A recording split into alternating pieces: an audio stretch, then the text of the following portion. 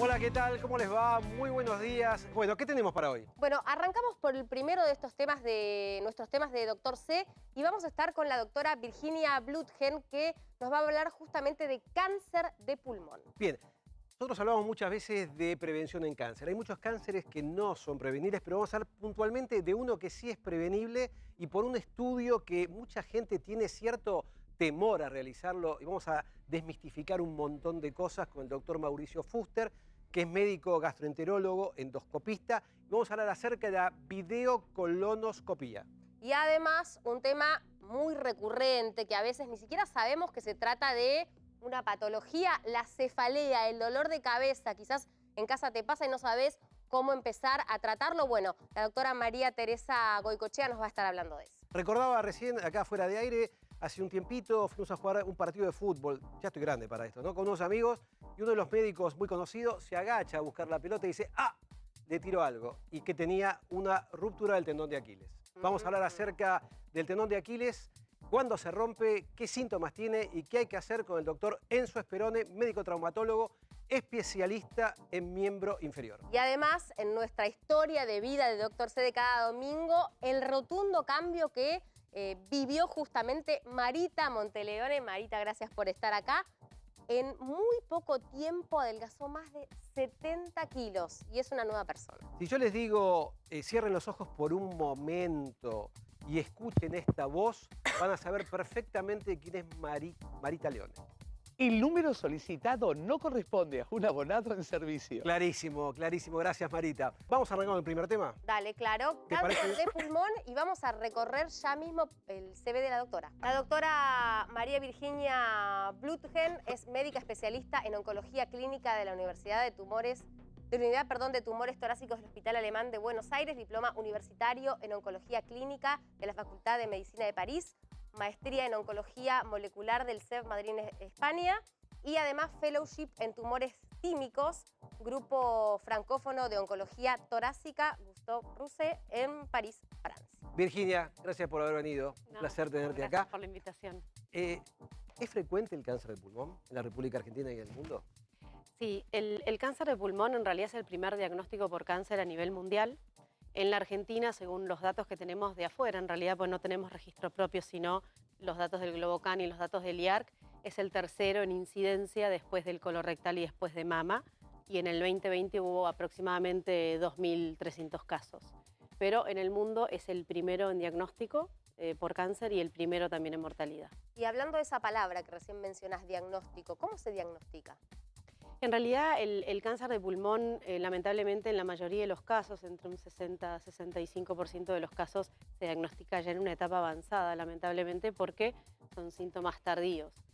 Los síntomas más habituales del cáncer de pulmón pueden ser la tos persistente, esa tos que no resuelve, una falta de aire de causa no explicada, algún proceso infeccioso que de pronto tratamos con tratamiento antibiótico, un segundo curso de antibióticos, pero continuamos con la sintomatología, aparte algún dolor en el pecho y otros casos como por ejemplo tos con expectoración sanguinolenta, que de todas formas no hay que asustarse porque la principal causa de expectoración con sangre no es el cáncer de pulmón, sino un proceso infeccioso, pero también fuera de este contexto, digamos, uno tendría que prestarle atención.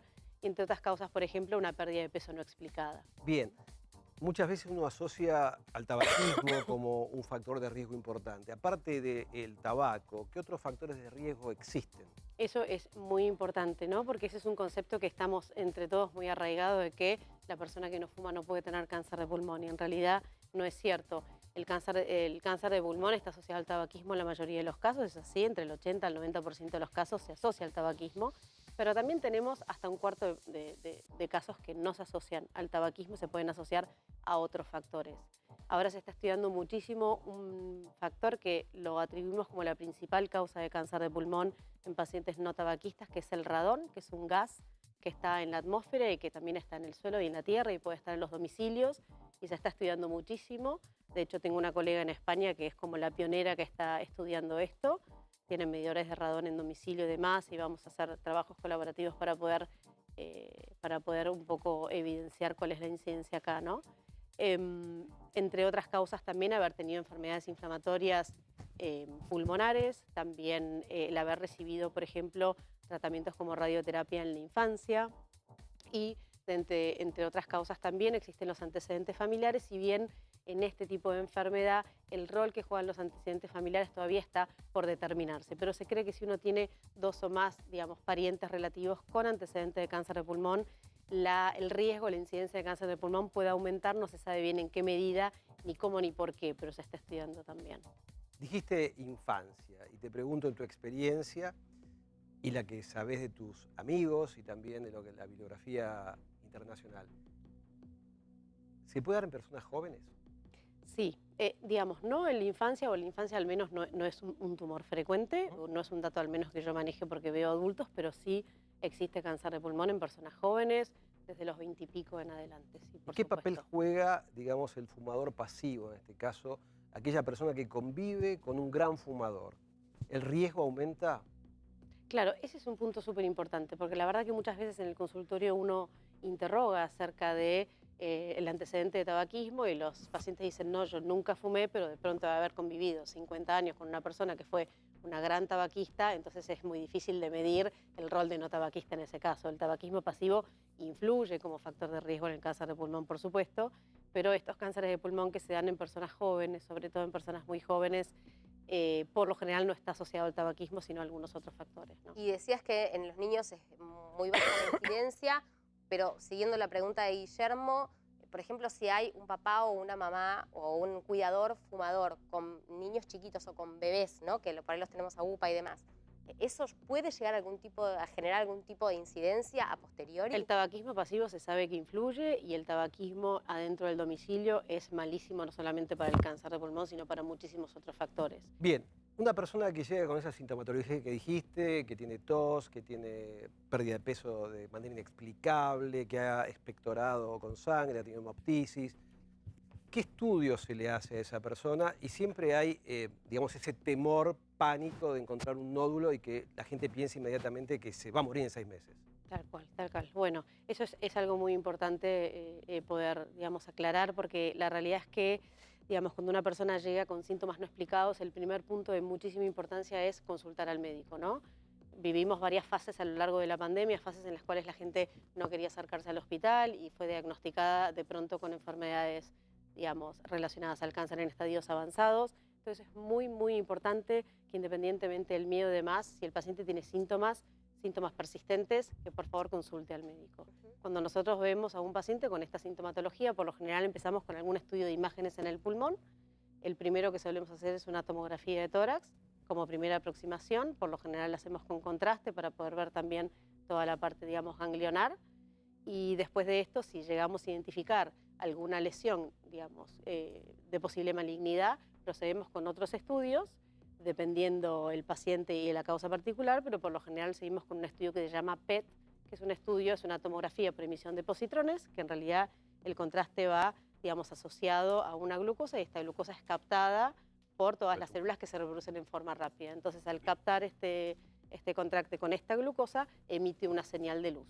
Obviamente no todo lo que brilla es tumor y no todo lo que no brilla no lo es. Después uno tiene que hacer un correlato con las imágenes y viendo la morfología, la clínica y demás, puede llegar a, digamos, aproximar un diagnóstico. Pero después el diagnóstico definitivo siempre lo tiene la anatomía patológica, ¿no? Hacer una biopsia y confirmar el diagnóstico. A nivel frecuencia, ¿es, digamos, más común en hombres o en mujeres? ¿O es más frecuente en hombres el cáncer de pulmón. Igualmente, digamos, esto está relacionado con el tabaquismo. Igual, en los últimos años la incidencia de cáncer de pulmón en mujeres aumentó mucho. Y en los hombres bajó, pero de todas formas sigue siendo más frecuente en hombres. Y me quedé con algo que decías sobre el tema medioambiental, ¿no? Socio-medioambiental. Este estudio que están haciendo en las casas.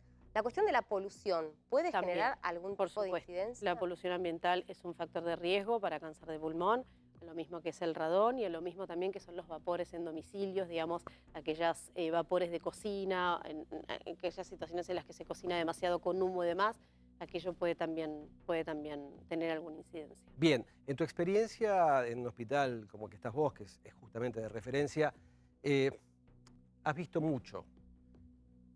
En la evolución en el tiempo, ¿han progresado los tratamientos y la sobrevida de los pacientes con cáncer de pulmón?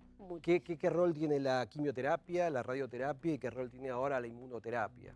Muchísimo, es una pregunta buenísima porque la realidad que el diagnóstico y el tratamiento del cáncer de pulmón en la última década sufrió una revolución realmente. Nosotros antes, hace 20 o 30 años, el cáncer de pulmón era considerado una entidad única, ¿no? Era un único diagnóstico y el paciente venía al consultorio y se iba del consultorio con el mismo tratamiento independientemente del tipo de cáncer de pulmón que estemos hablando, ¿no? Esto fue hace 20, 30 años, la quimioterapia a base de platino era el tratamiento estándar, fue mejor que los mejores estándares de cuidado, y de esta forma se estableció la quimioterapia como el tratamiento estándar en cáncer de pulmón durante muchísimo tiempo, ¿no? Cáncer de pulmón avanzado, es decir, que dejó de tener su localización original para tener compromiso de distancia. Después de esto, unos años más tarde, pudimos distinguir entre dos tipos de cáncer de pulmón, dos tipos histológicos distintos, que son el adenocarcinoma o el epidermoide. Nos dimos cuenta que había alguna quimioterapia que le iba mejor a un subtipo con respecto al otro, y así logramos mejorar un poquito el panorama, pero de todas formas la respuesta a la quimioterapia, si bien era buena, no se sostenía en el tiempo. Hasta que después, entre el 2004 y el 2010, tuvimos el primer gran hito, el momento clave en la oncología torácica, que fue el descubrimiento de la primera alteración driver. Alteración driver se entiende como aquella alteración en el DNA del tumor, no del paciente, sino del tumor, que es la que genera la enfermedad y la que conduce al crecimiento de la enfermedad. Y de esta forma se pueden dar lugar a distintos tipos de cáncer de pulmón, y el descubrimiento de estas alteraciones driver nos permitió poder desarrollar tratamientos específicos. Bien. Entonces hoy en la actualidad se fueron descubriendo, ese fue el primer paso, pero de un largo camino de descubrimiento de numerosos drivers que daban lugar a distintos tipos de cáncer de pulmón, que afortunadamente podemos identificar y podemos tratar de manera dirigida. Entonces hoy en la actualidad, del adenocarcinoma, que es la variante más frecuente, entre un 40 y un 60% de los casos podemos identificar alguna alteración que tiene un tratamiento dirigido específico. Leía hace muy pocos días que se presentó una nueva droga, el topotecan. ¿Qué tipo, ya cerramos, ¿no? ¿Qué tipo de droga es? ¿Es una quimio? ¿Es una inmunoterapia? No, en realidad, claro, nosotros en el cáncer de pulmón tenemos 3 grandes pilares de tratamiento. Sí. Para los pacientes que no tienen una alteración driver identificada, el tratamiento principal es a base de la inmunoterapia con o sin quimioterapia. Hoy, ya por hoy, la quimioterapia sola en el escenario avanzado no es más el tratamiento estándar como único tratamiento, sino que por lo general va asociado a inmunoterapia y inmunoterapia sola.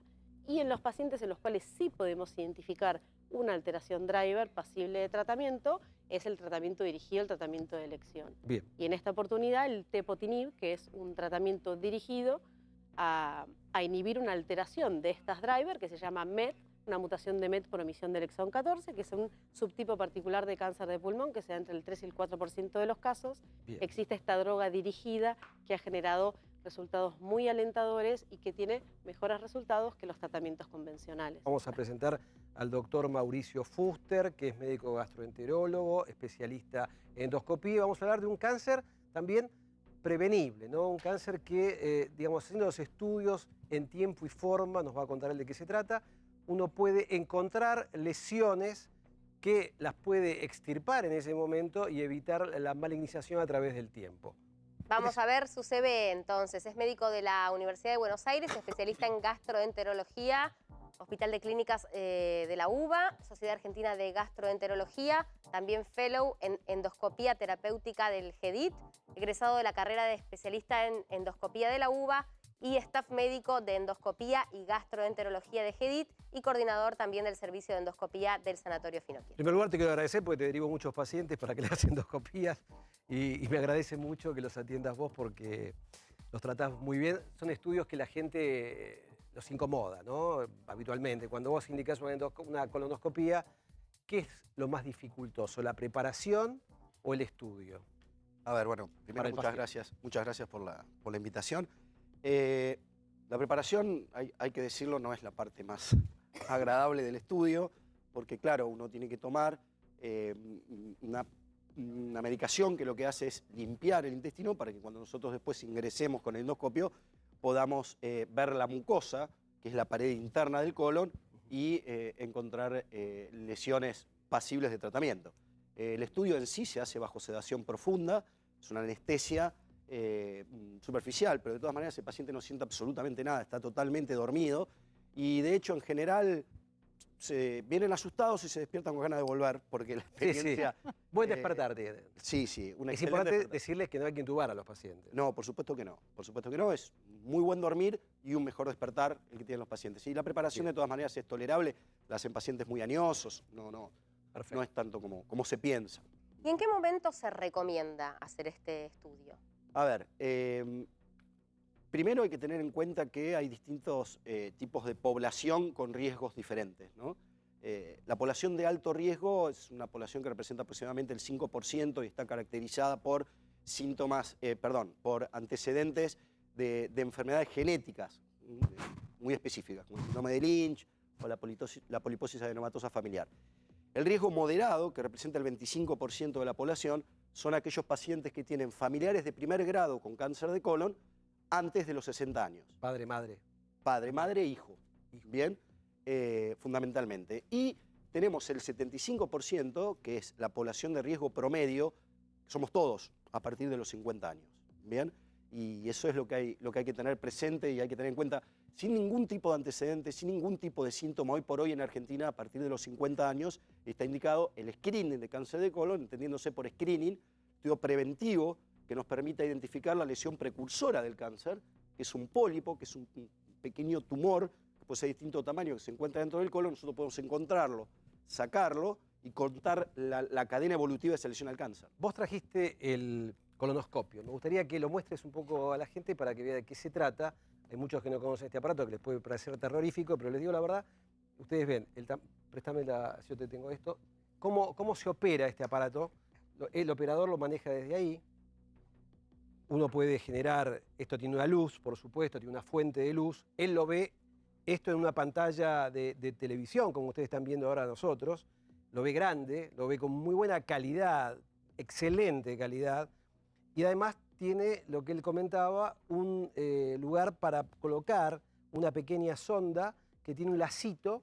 Si encuentra un pólipo, engancha a ese pólipo y lo corta y se coagula al mismo momento. ¿Correcto lo que digo? Exactamente. Nosotros tenemos un canal de trabajo, una vez que introducimos el colonoscopio en el colon, con visión directa por la cámara y la luz que vos decías bien que tiene en el extremo.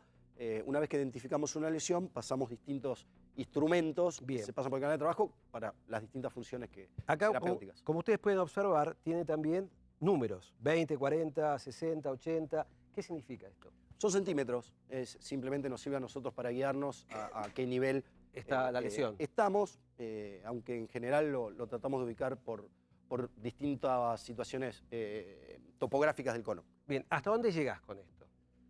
Con esto llegamos al final de lo que se llama intestino grueso comúnmente, que se llama ciego. A partir de ahí se conecta con el intestino delgado y el intestino delgado sigue. O sea, son aproximadamente 60, 70 centímetros por paciente, más o menos lo que tiene de extensión. Bien, ¿vos podés lavar una zona que esté mal preparada? Sí. ¿Que tenga contenido fecal, por ejemplo? Sí, el canal de trabajo nosotros nos permite lavar y aspirar contenido líquido, semilíquido. Por supuesto que si la preparación falla y tenemos materia fecal sólida, eso ya no es pasible, digamos, de extraerla, ¿no? Bien, el estudio aproximadamente, y te dejo ahora vos, Lu, ¿cuánto dura? Bueno, por supuesto que depende si el estudio es solamente diagnóstico o es terapéutico, pero aproximadamente 15-20 minutos. Ten en cuenta que la retirada, que es cuando nosotros llegamos al ciego, que es el final del colon, y comenzamos a retirar el instrumental, viendo si hay lesiones o no, se recomienda que debe durar al menos 6 minutos, ¿bien? Y lo que tardamos en llegar generalmente no es mucho tiempo, así que los turnos aproximadamente son media hora, 45 minutos por estudio, desde que el paciente entra a la sala a cambiarse, digamos, hasta que se duerme, se despierta y se va. Mauricio, ¿qué pasa si encuentran esos famosos pólipos?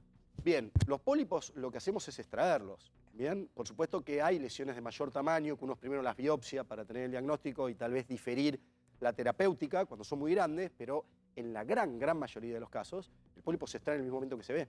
De hecho, es una de las funciones del estudio, ¿bien? Y como te decía hoy, al extraer el pólipo, que es la lesión precursora en más del 90% del cáncer de colon, lo que hacemos es cortar esta cadena evolutiva que es pólipo-cáncer, ¿no? Y cuando, digamos, en estos casos que por ahí no se puede extraer por alguna razón, ¿no? ¿Qué sucede con eso? Son los menos, ¿bien? Son los menos. La gran mayoría de los pólipos los resolvemos por vía endoscópica. Sí. Hoy por hoy hay muchos recursos y hacemos lo que llamamos polipectomías complejas. Por ejemplo, la mucosectomía, que son Hay lesiones planas, o sea, el pólipo puede ser una montanita, un arbolito, puede ser como un hongo o puede ser más bien plano. Nosotros tenemos que enlazarlo y cortarlo. Entonces, cuando la lesión es plana, lo que tenemos que hacer es transformarlo en una montaña. Bien. Eso lo hacemos inyectando líquido abajo del pólipo, elevándolo y cortándolo. Eso nosotros lo hacemos en la práctica diaria, en las polipectomías complejas. Por supuesto que algunas requieren de un ambiente de mayor protección, digamos, puede ser un quirófano, pero la gran mayoría de estas lesiones las resolvemos en el mismo momento. El paciente viene, se diagnostica y se va con el problema resuelto. Bien, dos escenarios. La persona que va, se hace el estudio y no tiene nada. ¿Cuándo lo repite? Un escenario. El otro escenario, la persona hace endoscopía, le encontrás un pólipo que el resultado da benigno. ¿Cuándo hace la endoscopía? Perfecto. La recomendación, bajo condiciones óptimas de preparación de limpieza, por ejemplo, del colon, si el paciente no tiene ninguna lesión, es repetir el estudio a los 10 años y se puede adelantar si el paciente tiene antecedentes heredofamiliares, ¿bien? Donde el control se puede considerar a partir de los 5 años. Por supuesto que esto tiene que ver con la decisión que tenga el médico y lo que haya visto durante el estudio, más allá de la normalidad del mismo, ¿no?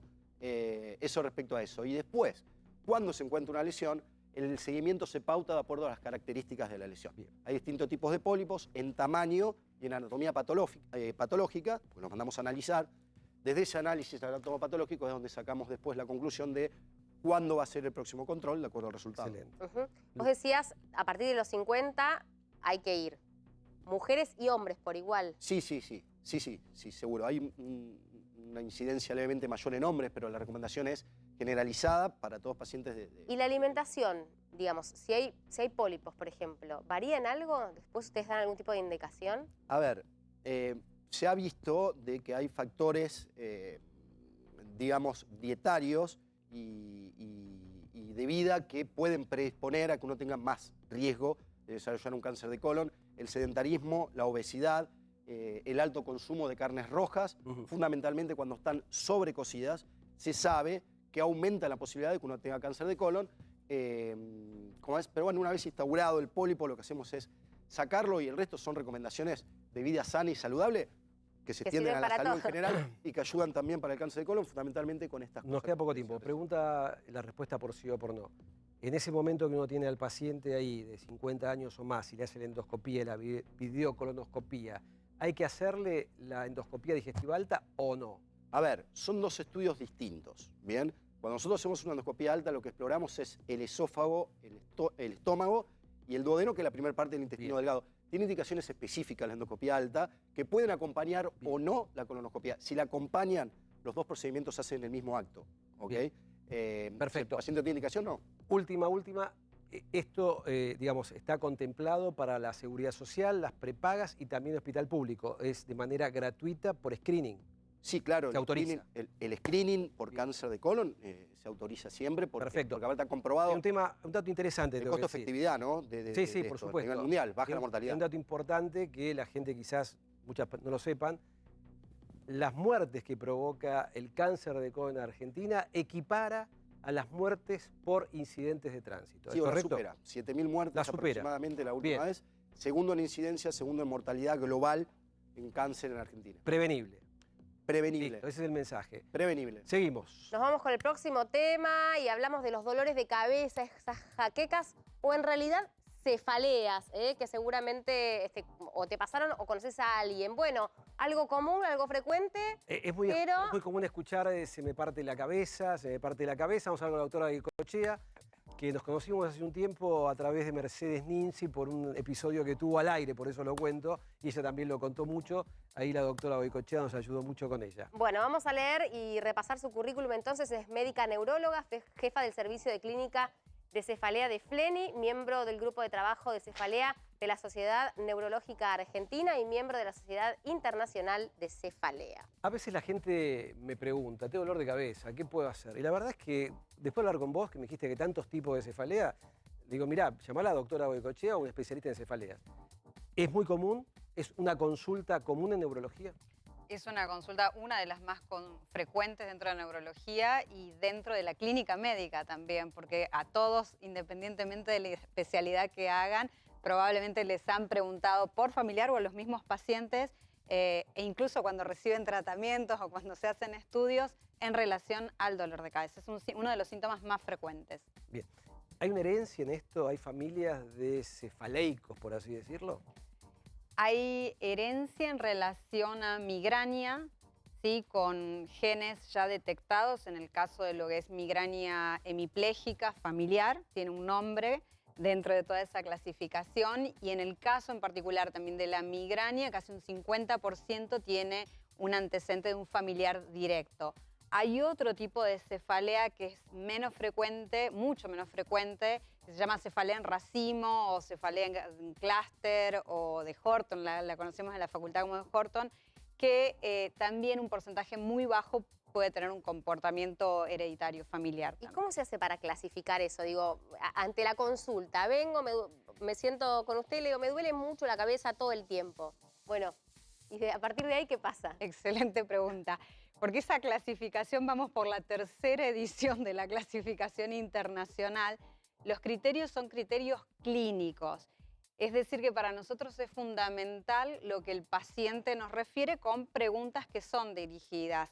De repente, desde preguntas, ¿qué estabas haciendo cuando comenzó el dolor de cabeza? En relación a si es un dolor de reciente inicio, dónde se localiza, cómo se comporta a lo largo del día, si aparece durante el día, si lo despierta en medio de la noche, si apareció cuando comenzó con determinado tratamiento. En el caso de las mujeres, cómo se comporta a lo largo del mes con los cambios hormonales. Entonces, todas esas pautas, que son pautas clínicas, incluso la duración del dolor, la intensidad, la localización, los síntomas, además del dolor de cabeza, ¿qué otros síntomas se asocian con ese dolor de cabeza? Para nosotros son fundamentales y nos arman un rompecabezas para decir, esto es una cefalea, dentro de esa clasificación la llamamos primarias, que es cuando en sí el dolor de cabeza es en sí el problema, o secundaria cuando está vinculado a una enfermedad vascular, tumoral, endocrinológica o disfunción del líquido cefalorraquídeo. Esas son secundarias o infecciosas, por ejemplo. Y según esto, entonces cambia el tratamiento, si es que hay tratamiento, ¿no? Imagino que quiero creer que sí. Definitivamente cambia el tratamiento y por eso somos muy insistentes cuando les preguntamos a los pacientes. En ese diagnóstico. Exactamente. ¿Hay factores de riesgo? A ver, hay personas que dicen, mira, yo como chocolates y me duele la cabeza. Otros que dicen, me voy a acostar y con el reflujo me genera dolor de cabeza. ¿Cuáles son los factores de riesgo de la cefalea?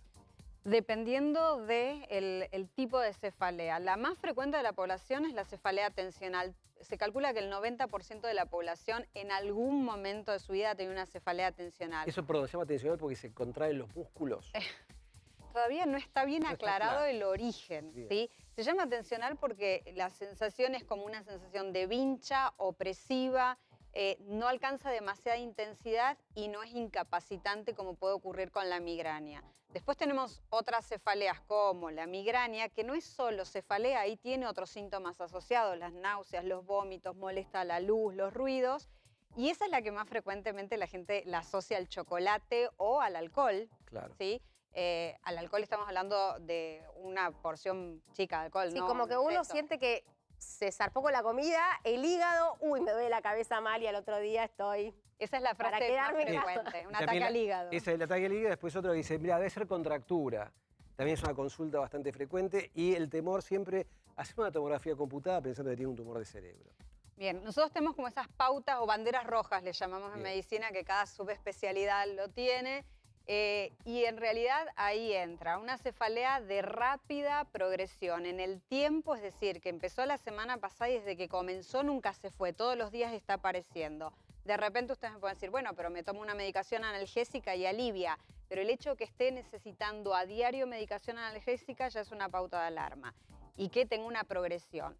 Que aumente con lo que le llamamos maniobras de Valsalva, cuando tosen, estornudan o hacen un esfuerzo, a nosotros nos habla de que aumenta la presión intracraniana y es una pauta de alarma también. Una cefalea que debutó abruptamente, de repente haciendo una actividad física o algún esfuerzo y en menos de un minuto alcanza la máxima intensidad, que es lo que le llamamos cefalea en estallido, y que muchas veces está vinculado a diferentes alteraciones vasculares. ¿Sí? Entonces, por eso decía, según son estas banderas rojas, si aparecen pacientes inmunocomprometidos o pacientes que están en tratamiento oncológico o pacientes que de repente nunca han tenido dolor de cabeza y a partir de los 50 años comienzan con dolor de cabeza, para nosotros son pautas de alarma y necesitamos hacer imágenes. Todas estas pautas de alarma hay que considerarlas, digamos, uno como paciente, ¿no? Desde el desconocimiento total. Si pasan una vez, ¿ya alcanza para la consulta o tienen que ser recurrentes? También, excelente la pregunta. Con el caso de la cefalea en estallido, un dolor que alcanza 10 en 10 en una escala, en dolor nos manejamos 0, no duele nada, y 10 es el peor dolor que he tenido en mi vida, pero para mí no se compara con el resto de las personas. Entonces, en esos casos, ahí es cuestión de que haya aparecido para hacer una consulta, incluso a la emergencia. La otra bandera roja que amerita consulta es cuando hay fiebre o aparecen vómitos en alguien que nunca ha tenido, para descartar obviamente infecciones, principalmente meningitis, encefalitis. Y ni hablar si se acompaña de pérdida de la fuerza, de trastornos del lenguaje, que no salgan las palabras, o pérdida de la visión. Todas esas son motivos de consulta de emergencia. ¿Hay algún punto anatómico que nos prenda una luz de alarma? Por decir, me duele acá al costado en la parte temporal, me duele el occipital, me duele el frontal. ¿Algo que sea más preocupante?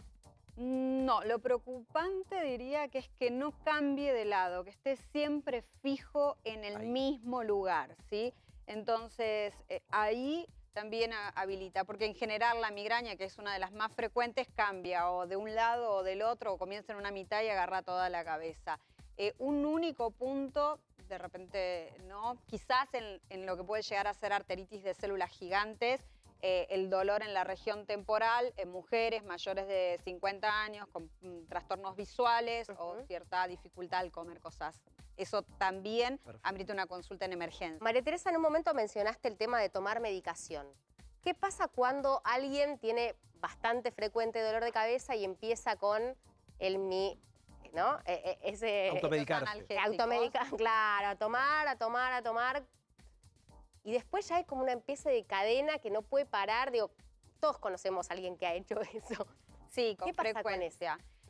Primero que todo es importantísimo identificarlo, porque en nuestra sociedad está como muy normalizado tomar el analgésico por las dudas, más siendo de venta libre. No necesitamos, no es el médico que me está avisando que te estoy indicando muy seguido esta medicación. Entonces la gente accede fácilmente sin haber tenido un diagnóstico previo. Y cuando una cefalea, o en el caso de la migraña, que es con la que más frecuentemente en las mujeres sobre todo llega a desarrollar, esto se llama cefalea secundaria a sobreuso de medicación analgésica, ¿sí? Entonces es importante identificarlo, porque el tratamiento también, más allá del tratamiento de la migraña o de la cefalea tensional, implica esa modificación de conducta de la utilización de analgésicos y mucha educación por parte del paciente. Muchas personas no lo tienen identificado a esto, así que sí. Clarísimo, me encantaría seguir hablando del tema migraña, es otro capítulo dentro de la biblioteca de la neurología y dentro de la biblioteca de la cefalea, así que te vamos a invitar a hablar de migrañas. Bueno, ¿qué te parece si bajamos de la cabeza a los pies? Dale, así. Empezamos a hablar ahora de un polo al otro. Yo le pregunté, le digo, ¿se dice ruptura del tendón de Aquiles o rotura? Y me dice, la ruptura es sentimental, es amorosa. Esto se llama rotura del tendón de Aquiles. ¿Usted cómo está? La noto complicada. Vamos a ver el currículum de Enzo Esperone. Lo voy a leer yo. Dale. Para zafarte de este mal momento. El doctor Enzo Esperone es miembro titular de la Asociación Argentina de Ortopedia y Traumatología. Es cirujano acreditado por la Sociedad Argentina de Medicina y Cirugía de Pierna y Pie. Es coordinador del equipo de ortopedia y traumatología de pierna, tobillo y pie del Sanatorio Fino Quieto. Además es director médico del Centro Talus, Centro de Ortopedia y Traumatología de Pierna, Pie y Tobillo. Y además es miembro de la comisión directiva de la Asociación Argentina de Medicina y Cirugía de la Pierna y Pie. Lo conozco a Enzo hace tiempo, también le derivo bastante pacientes complicados y Enzo siempre me tira a un centro atendiendo y operando a los pacientes. Y gracias por haber venido, Enzo. Les comentaba al principio, dejando reposar un poco a mi compañera, que fui a jugar al fútbol con unos médicos, amigos, todos veteranos, ¿no? Por supuesto, y uno se agachó y dijo, me parece que algo pasó. Y le hicieron un estudio, tenía la rotura del tendón de Aquiles. Al otro día lo tuvimos que operar. Contanos de qué se trata esta lesión, si es una lesión frecuente, si se da en deportistas, se pueden dar en mujeres, en hombres, tiene que ver la época fértil, tiene que ver la andropausia, la menopausia, mal llamada andropausia, bueno, menopausia. ¿Tiene que ver algún medicamento con esto? Sí. Te metí todo. Bueno, Te maté. Combo, alto Te combo. tiré, pero no hay ningún, no hay un ningún centro problema. al córner ahí inatajable. Buenas tardes y gracias por la invitación. Lo que referiste con tu amigo es bastante frecuente, hay que ver a aquella más veterano, a partir de qué edad lo consideras. Un poco más alto que yo, digamos.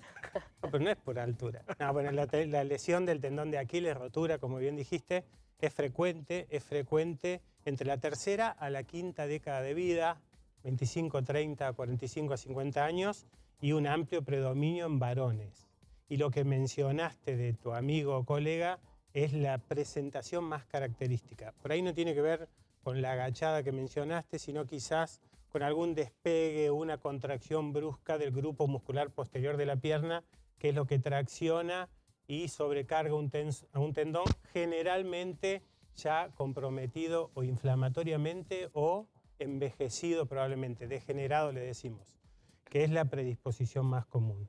Después no me acuerdo qué más dijiste. Tiene que ver con medicaciones, sí. Más frecuente, sí. Digamos. Más frecuente en época varones fértil, por lejos. Está bien. Las mujeres tienen que ver la edad fértil o no, la menopausia. No. En la mujer no tiene que ver con eso. Es bien infrecuente en la mujer y puede tener que ver asociación con medicación, por ejemplo, un grupo específico de antibióticos, las quinolonas, tiene una alta incidencia de tendinopatía y de rotura del tendón. Terminan generalmente en xacina, ese tipo de antibióticos, ¿no? Exacto, ciprofloxacina, norfloxacina y demás. Levofloxacina. Y también se puede en la mujer asociar a otras enfermedades generales o sistémicas, ejemplo, artritis reumatoideas o cuadros reumáticos en general. Y en el varón, discúlpame, que es la presentación más frecuente, tiene que ver con el envejecimiento, o lo que llamamos degeneración. A partir de los 30 o 35 años, así como nos empiezan a aparecer canas, empiezan a cambiar nuestras articulaciones, músculos, huesos, tendones. Perfecto. Y ahí sobre factores o situaciones predisponentes o coadyuvantes ocurre la lesión. Más allá de todas estas que ya desarrollaste, Enzo, por ejemplo, no sé, situaciones de caminar mal o de tener mala postura o tener pie plano, ¿pueden llegar a predisponer? Claro. Sí, los trastornos del apoyo, pie plano o pie cabo, que es la presentación distinta o contralateral al pie plano, es una asociación frecuente a la rotura. Entonces en el contexto es importante evaluar eso. Trastornos del apoyo, vicios posturales y después, muy importante, déjame que no me quiero olvidar, asociado a errores o mal entrenamiento deportivo. Eso es muy, muy importante. Por ejemplo.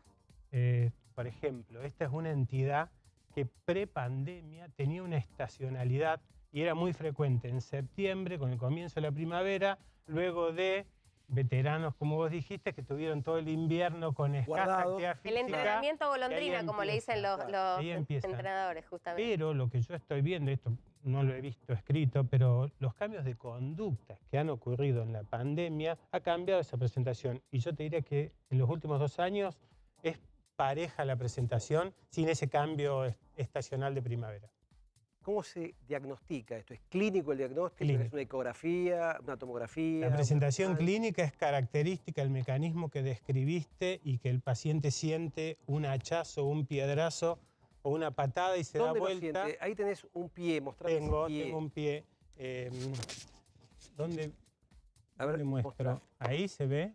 Esta es la anatomía normal de un tendón de Aquiles. Estas son imágenes tomadas de la página web de la sociedad. El tendón de Aquiles es la parte que vemos aquí, de este lado, aquí abajo, que es continuidad de los músculos de la pantorrilla y se fijan en el calcáneo.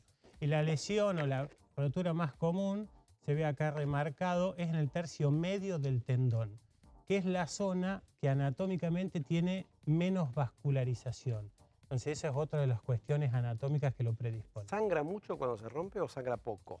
Sangra internamente porque la lesión hace un hematoma lesional. Claro. Y de hecho el hematoma es la primera manifestación hacia la curación. Y lo que me decías con la presentación clínica o el diagnóstico, con la clínica alcanza. Claro. Ecografía y o resonancia confirman el diagnóstico, pueden tener utilidad en ubicar con más precisión la altura de la lesión, porque eso puede condicionar el tratamiento. Pero tenés el diagnóstico, ¿no? ¿Qué se hace? Y hoy en día está abierto bien amplio el abanico hacia las conductas de tratamiento no quirúrgicas y quirúrgicas, y en un término medio conductas quirúrgicas mini-invasivas se llaman. Y esto tiene que ver con muchas cosas, no solo la lesión en sí, sino en quién ocurre, la edad, la actividad y demás.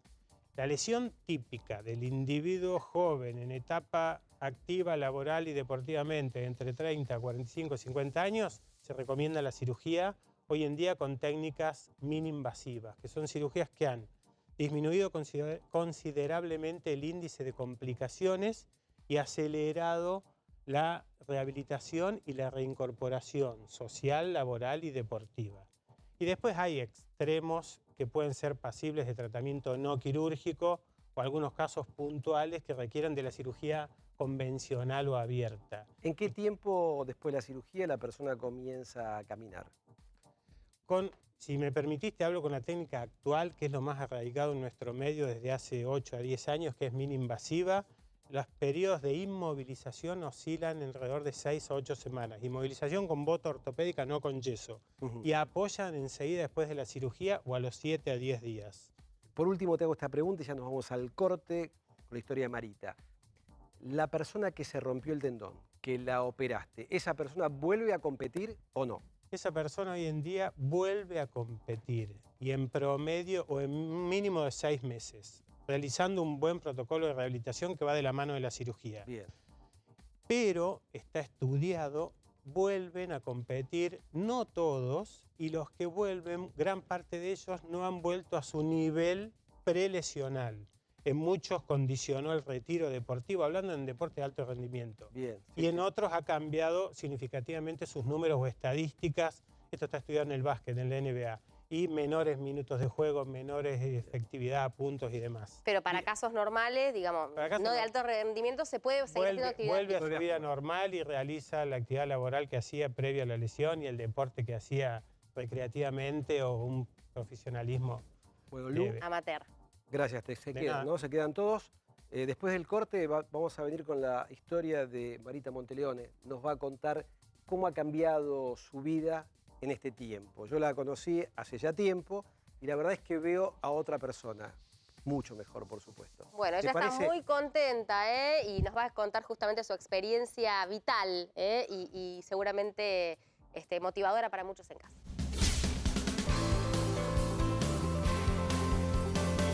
¿Pensando en renovar tu sonrisa? En los consultorios del Dr. Cristian D'Agata tienen la solución. Mirá.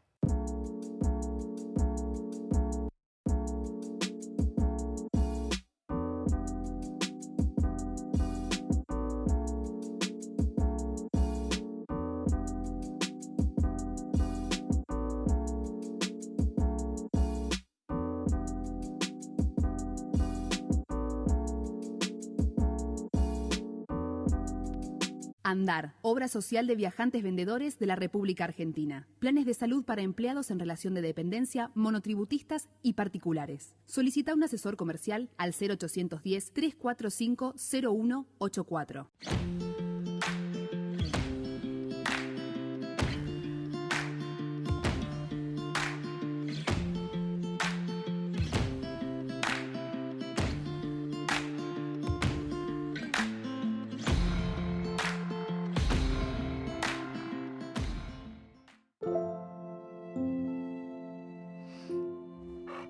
Salud es dormir con tranquilidad porque tenés quien te proteja. Por eso Medife te brinda los mejores profesionales y centros médicos.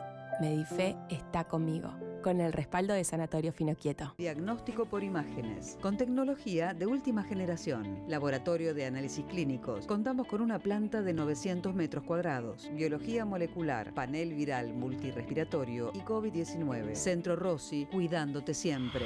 Gravitón multivitamínico y multimineral. Aporta energía para sentirse con vitalidad. Vitamina para tus defensas. Acción antioxidante para tus células. Nutre tu organismo con vitaminas y minerales esenciales. Y ahora el nuevo Gravitón Energy. Energía extra para tu actividad diaria.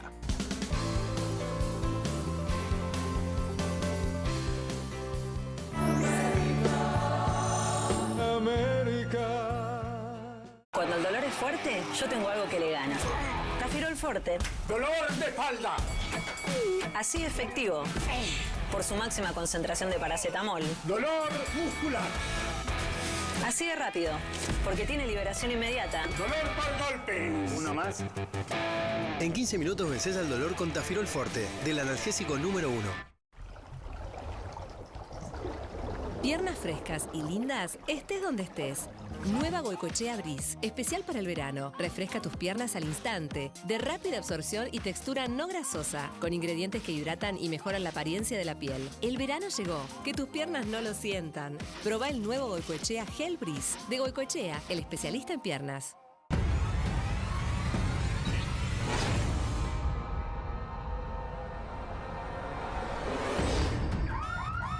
Combatir la caspa ya no es una misión imposible. La fórmula de Triatop Clinical contiene ketoconazol, un activo anticaspa muy eficaz. Triatop Clinical ataca el hongo de la caspa, alivia la picazón, el ardor y la descamación y ayuda a prevenir su reaparición.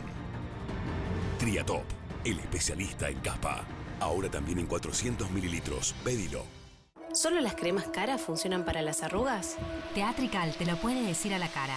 Teatrical Antiarrugas. Una crema accesible también es buena para las arrugas, porque su fórmula única con células madre y un compuesto capaz de estimular la síntesis de ácido hialurónico hidrata la piel y reduce arrugas en 2 semanas. Trae el doble y cuesta menos. Lucía una piel visiblemente más joven con Teatrical Antiarrugas. Vida que genera vida en tu piel. La mayoría de las mujeres tenemos celulitis. Para quienes buscamos mejorarla, hay un tratamiento para hacer en casa. Goicoechea Criogel 3D. Su innovadora tecnología de criolipólisis actúa en la grasa localizada a través del frío. Aplicada con suaves masajes, ayuda a reducir visiblemente la celulitis y deja la piel más lisa en 4 semanas. Goicoechea Criogel 3D. El poder de la tecnología de criolipólisis ahora en casa. En este mundial te dejaste la piel. Te dejaste la piel en cada grito, en cada llanto, cada alegría. Y aunque en los partidos te hayan salido arrugas, nunca arrugaste. Jamás. Teatrical lo sabe y por eso todas las hinchas de la Argentina tenemos un 25% de descuento en toda su línea de cremas para reducir en 4 semanas las arrugas de 36 años de espera. Además de pasión, tu cara va a reflejar más belleza y juventud. Teatrical. Este año trabajamos, transpiramos. No me gusta hablar de la reina Isabel. Son una maleducada. Estoy hablando y me hablan arriba. Nos enojamos. Nada más romántico que salga del fondo de tu corazón. ¿Besos tapados? Nos enamoramos. Del otro lado. Para, ¿de qué lado? Tuvimos diferencias. ¿Sabes por qué no coincido? Porque yo estoy acá sentada. Yo no pienso como vos, pero me copa lo que haces. Nadie lo va a cargar hoy. Yo creo vos y yo le estoy con Bernardo. Pero nos respetamos. Y te respetamos a vos. Lo que nos divide no nos lleva a ningún lado. En 2023 busquemos lo que nos une. Muchas felicidades. América. Siempre con vos. Pensó en América.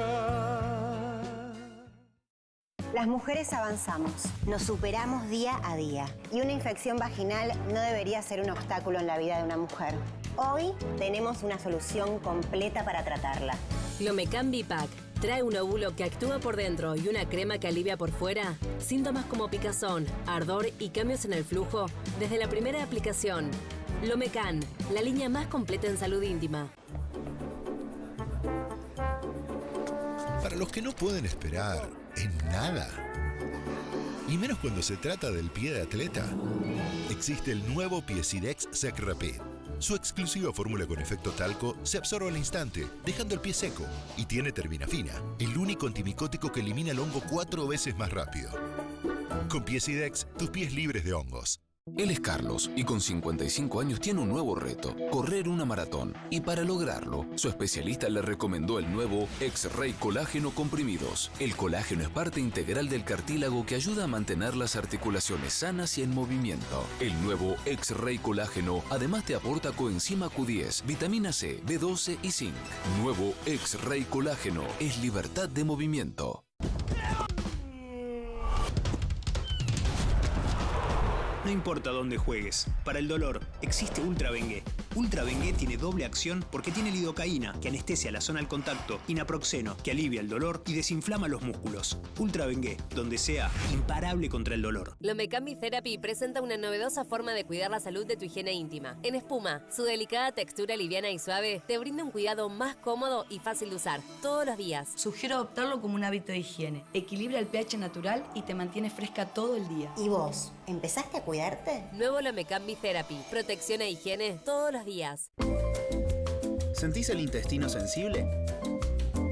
Cuando te pasa esto, si no lo tratás, tu panza puede aumentar varios centímetros. Toma QG5, un medicamento con guayaba natural para cuando tu intestino se siente sensible. QG5, alivia las molestias y la inflamación intestinal.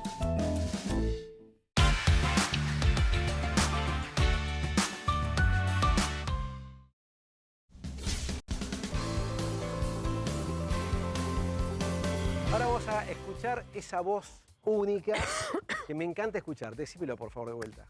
Tengo que decirlo, Sí, ¿no? me encanta. El número solicitado no corresponde a un cliente en servicio, porque el abonado en servicio era con Entel. Ah, mira. Yo empecé con Entel. Yo me quedé con el abonado. Bueno, Marita, te conocí hace ya bastante tiempo, has cambiado mucho, has venido al hospital, al sanatorio, te he visto. ¿Qué ha pasado en tu vida? Yo creo que es por el amor que le tengo a mi hija. Lo hice por mi hija. Malena, cuando era chica, me veía de una manera, yo tenía una figura envidiable. Y bueno, con el tiempo, el papá de Malena fallece, Roberto, hace 17 años que falleció, y a mí me hizo muy mal, muy, muy mal. Entonces empecé con una depresión muy fuerte, y eso me llevó a engordar mucho. La verdad que no concebía la vida. Yo estaba muy enamorada de él, de Roberto, de Los Ríos, el papá de Malena de Los Ríos. Entonces, bueno, me dejé caer, empecé a engordar, y en algún momento me hizo un clic, y por mis amigas y mis amigos y por mi hija, comencé a retomar el camino de Marita. No era yo, llegué a pesar 164 kilos 200. Empecé a caminar, empecé a cantar de nuevo, empecé a... Vemos a tu hija al aire. Claro, vos mencionabas recién a Malena. Es preciosa. Es una bombona Trabaja total y muy informada. con nosotros. Y Sí. muy sólida. Está con la Toyo una Laje, colega sí. a la Todos mañana, los días claro, en americana. PDA. Sí. Así que bueno, ella fue una de las motivaciones, decías, Marita, Toda la motivación. para este cambio. Toda. ¿Ella te decía algo? Sí, Malena sufría mucho. Sufría muchísimo. Porque te veía que había... Mal, no me podía levantar de la cama. Levantar. No podía. Yo empecé con vivos en Instagram, con el Tero Martínez Puente y con Eduardo Colombo. Los jueves lo hacíamos. Y eso también me motivaba. Y empecé a caminar por mi casa. Y empecé a recorrer el departamento y empecé a ordenar el departamento. ¿Esto hace cuánto? Y hace 1 año y medio. ¿En plena pandemia? En plena pandemia, sí. ¿Vos tuviste COVID cuando comenzó la pandemia? Sí, tuve. Pero nada, porque yo ya estaba entrenando. Aparte, hace muchos años dejé de fumar, yo fumaba, y dejé el cigarrillo Claro. totalmente. La gente que te ve ahora y puede visualizar una imagen tuya hace un tiempito, dice, bueno, ¿cómo hizo esta mujer para bajar tanto de peso? ¿No tuviste ninguna cirugía? Nada. ¿No hiciste Yo una iba a cirugía hacerla con el bariátrica? doctor Brasesco. Estuvo Lo iba a hacer con... Sí, ya sé. Y bueno, pero después dije, no, ¿por qué? Lo puedo hacer. Empecé a caminar, dar vueltas alrededor de la manzana de casa. Miriam Chadarevian, que es neumonóloga de terapia intensiva del Tornú, me ayudó muchísimo. Y bueno, entonces empecé a caminar, empecé a entrenar, ir al Parque Rivadavia, todo por caballito. Y bueno, también haber sido profesor. Bueno, ahí está. Estamos viendo caminar ahí por caballito. Ahí Parque Rivadavia. Claro, ahí está. Ahí está, sí. Gabriel Próspere me hizo la nota para Guillermo Andino y para María Belén Ludueña. Y bueno, la verdad que contenta porque en el barrio me conocen todos. Es que te ven, además, ¿no? 80 te ven. cuadras hago. 80 cuadras, pero Hoy para no, todos los... porque tuve que venir para acá, pero yo no podía subir un colectivo. Yo tomé taxi mucho. Es decir, los taxis se hicieron millonarios conmigo. Y hoy no. Hoy tengo mi tarjeta SUBE y voy de lado al... Hoy vine con el colectivo acá. A ver, ¿te cuesta tomar la iniciativa todos los días o estás motivada para salir a caminar? Estoy cada día más motivada. Nublado, que llueva. Yo tengo 64 años y medio. Sí. Y cada día que pasa me siento más joven. Es fantástico lo que decís. Totalmente. Vos sos las personas que considera, como dice el viejo adagio, esa frase de latín, mens sana in corpore sano. Mens sana in corpore sano. ¿Vos trabajaste todo este tiempo, ibas a la radio o transmitías desde tu casa? Desde casa lo hago con Ferro y a veces lo hago en el viejo buzón, en Neuquén 1100. Pero en Radio Colonia lo hago con Boca de Selección. Marita, está muy claro que es central esta caminata que vemos, ¿no? Estas caminatas, incluso a veces contabas que corres. Ahora, más allá de la actividad física, que seguramente ayudó a todo el cuerpo, ¿hubo un cambio en la alimentación? Totalmente. Yo, por ejemplo, no consumo harinas. Harina... Para nada. Nada. No consumo sal, bueno, sal no le pongo nada. Azúcar tampoco. Galletas de arroz sin sal, porque la hipertensión está, pero cada vez menos. Claro. ¿Y ese cambio fue guiado? ¿Tenés ayuda? Claro que sí. La nutricionista y también, bueno, todos mis médicos que me están ayudando. La verdad que ¿Cuál era el objetivo? ¿Hasta dónde querías llegar? ¿Llegaste hasta donde querías, donde te dijo la médica? No, tengo que bajar 80 kilos. Porque 80 kilos, sí. Tengo que llegar a 80 kilos. Ya no te queda nada prácticamente. Son 6 kilos más. Y más o menos. Mira, me pesé hace 2 días y estoy en 88. ¿Cuándo arrancaste? Hace 1 año y medio. O sea, esto fue más o menos febrero, nos habías dicho. Más o menos, sí. De 2020. Digo, porque también para situarlo en la pandemia, porque en general lo que sucedió, bueno, lo hablamos muchas veces, Guillermo, que fue al revés, ¿no? Con la pandemia la gente se puso más sedentaria, empezó a comer peor, empezó a encerrarse en casa, y vos tuviste la actitud contraria. A partir de ese momento empezaste a salir. Yo lo estaba escuchando al doctor Esperone y, lógicamente, lo hago despacito, ¿no? Pero cada vez que salgo a correr, hasta salto. Bien. ¿Bebidas alcohólicas, nada, vinito, no tomás? Porque ahí hay calorías ocultas. Cerveza lo tomo. A veces una copa de vino tinto con amigos o amigas. ¿Te tentás o ya no te tentás más con los dulces o comerte un chocolatito a la noche? Todos los días empiezo de nuevo, todos los días comienzo. A veces, hoy por ejemplo, un sándwich de miga comí, pero le saco una tapita. Pero por ejemplo, sí, pero no, trato que no. O sea, tu mente se ha reseteado, digamos, ¿no? Totalmente. Marita, si vos tuvieras que decirle o transmitir, más allá de tu experiencia, algo para motivar a alguien que esté en una situación difícil, ¿no? En el sentido, digamos, anímico y corporal, que incluso de la casa, ¿no? Vos decías, yo empecé a ordenar mi casa a partir de todo esto. Sí, el departamento lo tengo no tan limpio, pero muy ordenado. Bien. Entonces yo voy y doy vueltas y abro... Le doy aire, ventilo los ambientes. Le das vida. Toda la vida. Bueno, a la gente que tiene problemas de obesidad, yo les digo, solo por hoy. Bien. Solo por hoy. Que canten, Guillermo, que canten, que la vida es alegría cantando, porque cantando y haciendo locución, bien. Le quiero mandar un saludo a la Sociedad Argentina de Locutores y Comunicadores. Se nos fue el tiempo. Y a todo el mundo, se puede. Gracias, Marita, por venir. La verdad, un ejemplo. Saludo a todos. Gracias, Virginia. Te saludo. Puñito. Gracias, muy amables. Gracias por estar con nosotros. Muchas gracias. Bueno, un placer tenerlos acá. Bueno, Lu, nos vemos como siempre todos los domingos aquí a las 12 del mediodía en Doctor C. Hasta el próximo, que pasen un hermoso día y feliz día. Feliz día para todos. Chao, chao.